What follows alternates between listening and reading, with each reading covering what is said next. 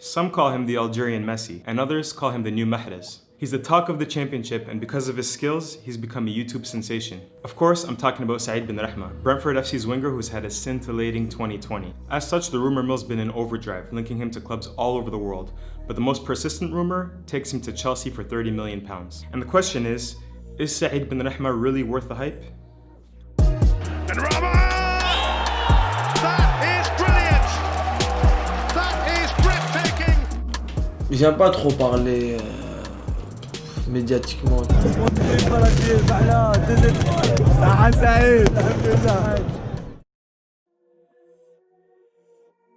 The short answer is that we don't know yet, but if we look over the course of his career, I believe there are reasons to be cautiously optimistic. Now, Benrahma's turning 25 years old in just a matter of weeks, but we've been hearing about his potential and his hype for about 7 to 8 years now. It all started when he signed at Nice when he was just 18 years old in the 2013-2014 season. He had come from Colomiers, which is a suburb of Toulouse in the south of France, and he was initially just supposed to play with the under-19 and reserve side. But in training sessions, he immediately caught Claude Puel's eye, and before even playing one single game with the under-19 or the reserve side for which he was initially signed, Claude Puel gave him a shot with the senior side. In the 2013-2014 season, an 18-year-old Benrahma played 3 matches on the trot, and that convinced the management at Nice to give him a new professional contract immediately. Over the summer, momentum continued to build and we started hearing about Benrahma really impressing in the reserve side. Almost 1 year after he made his debut, Claude Puel decided to reintegrate him into the senior side again. And this time, in the 3 matches that he played, he scored 1 goal and he managed 2 assists. Unfortunately, as he really started to knock on and score a lot of goals and really impress people, he suffered a pretty severe ankle injury that ended his season in 2015, and it would be the first of several ankle injuries that would plague the early part of his career. Later in 2015, Benrahma actually made his international debut with the Algerian national team, alongside the likes of Riyad Mahrez and Yassine Brahimi and a slew of other very talented attacking midfielders. His major problem was inconsistency. He's only to this date made 3 appearances for the Algerian national team, and each of them have been international friendlies. After his ankle injury, one of the worst things that could really happen to a young player happened. A coach that trusted in Benrahma and gave him his opportunity ended up leaving the club, and a really good coach, Lucien Favre, came in. But Favre didn't really look for Benrahma's style of player to put on the wings. He was looking for more of like a number 10, a creative kind of player that he could put on the wings. And Benrahma was, at the time, more of a young player, wet behind the ears, who would run a lot down the wings, try to run in behind defenders and put in that final ball. He was more of a player that would play into space than one that would play with the ball at his feet. It was quite evident with Lucien Favre that Benrahma wouldn't get a fair chance. He played 9 matches, all 9 of them were off the bench. He managed to score 2 goals, but even then, by the time the winter transfer window came around after 6 months, it was time for Benrahma to go out on loan. And he ended up going to Angers, which was a tight-knit club, which had just come up from the 2nd division. And there he also didn't really get a chance to prove himself. He suffered injuries, and at the club he never really felt like they believed in him, or more importantly, that they needed him.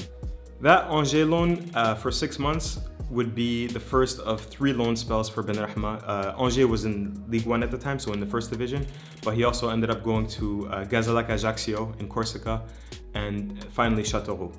And the problem is when you're bouncing, from Nice to Angers to Nice to Châteauroux, I mean, that can be really tough for a young player. The number one thing a young player needs is confidence, and he needs to feel like the club trusts him. Benrahma spoke to this fact, the fact that every time he went to Nice, he didn't know if he was going to be there for a long time or not. He didn't know if he was in their long-term plans. And so that really affected him, and he didn't really get a chance to prove himself. Throughout his career, from his debut, he was showing flashes of potential, but we never really got that consistency until he went to Châteauroux. There, he scored 12 goals in 34 matches, and he proved that he could do it across a full season at a respectable level. So now put yourself in his shoes. He's 23, 24 years old. He's a full international. He made his debut in Ligue 1 5 years ago, and he's coming up towards the end of his contract at Nice. Nice hadn't really shown a lot of faith in him. They'd kept sending him out on loan despite the fact that his statistics were quite respectable and at a good level, whether with the senior team or with the reserve team. Heading back to Nice, a confidence player like Benrahma just wanted to be reinforced. He wanted them to say, okay, we believe in you, we want to offer you a new contract, and you're going to be playing for us after that super spell at Châteauroux. But what Nice told him instead was, you can come back, we're going to put you in the first team, and if it works out, great. If it doesn't work out, maybe we could talk about another loan in January. Il m'avait dit, si en janvier ça se passe pas bien, en décembre ça se passe pas bien, après tout ça. J'ai fait, c'est parlé, j'ai continué, j'ai dit ok. Et en fait, j'étais en contact avec Brentford.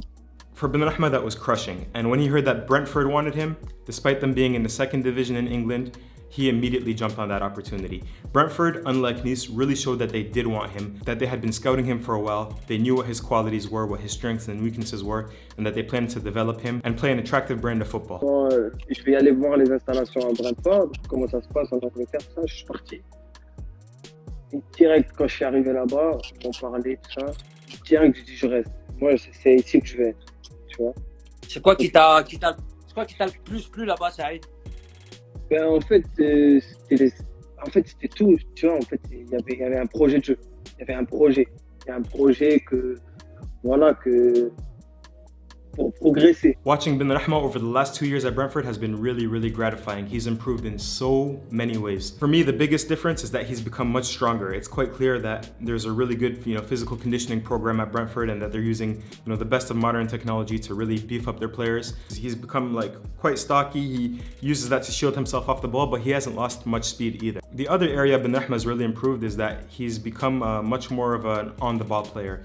Whereas in the past, he used to make more runs off the ball and he would only need 1 or 2 touches to maybe shoot or make that final pass. Now Benrahma looks for the ball at his feet. He looks to get his head up and he's more creative. He's looking for players to his left and to his right to thread that final pass, and he's added that to his repertoire as well. Now Chelsea fans will love this, but if we really had to compare Benrahma to another player, I would say he kind of resembles Eden Hazard. I'm not saying he's as good as Eden Hazard, but I think, in my opinion, the styles are quite similar. The biggest question now is he worth all the hype? Can he do it at a higher level? If we look back over the last few years in the championship, there are players that have scored, 10 to 20 goals and have really impressed in ways that Benrahma has. But when it came to doing that at the Premier League, it hasn't really been able to translate. The first player off the top of my head is Adel Tarabt, the Moroccan winger who had probably one of the best seasons I've ever seen an individual have at QPR. He could not really do it in the Premier League. For Benrahma's success to translate in the Premier League,